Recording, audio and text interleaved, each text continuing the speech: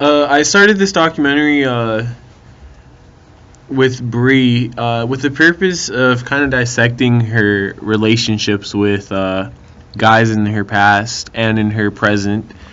And soon enough, it turned into just a focus on one guy, which is Muhammad, which we'll see later on in the documentary. This scene right here is just kind of us warming up, me asking her some questions that aren't really related to the topic, but it's just kind of to warm her up and stuff like that, kind of to give a perspective of her personality to the audience.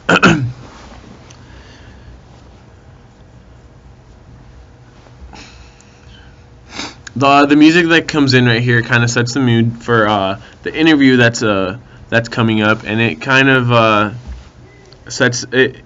It gives the documentary its essentially its identity.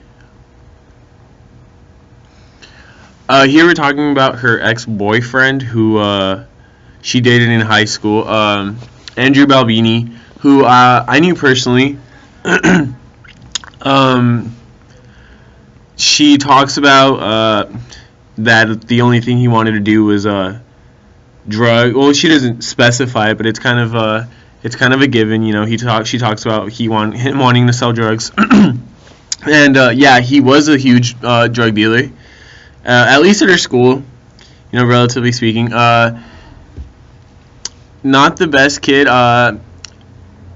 The purpose of this is just kind of to counter what is to come with her relationship in Muhammad, and which she'll later describe as pretty much the complete opposite. This scene it's just kind of the transition between the two interviews. It serves no. It's intended to be a little deep. Have some melancholy to add the music to go with it, and here we start off talking about Muhammad. I focused well, as I was recording her, I tried to just kind of let her speak her mind. I didn't really guide her. I asked a couple of questions. I didn't, not too specific, really broad, and what I saw is that since she was so passionate about it, I mean, it was really easy for her to, like, it was almost her opening up to me, At this point, I think she is starting to talk about the fall through, and you can tell in her body language how, how hard this was for her. I put in these pictures just to show, like, what kind of relationship they had. That's them at prom. She won prom queen. And this is just it. This is leading up to the conclusion.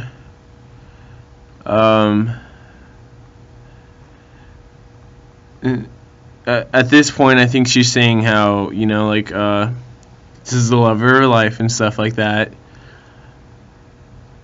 And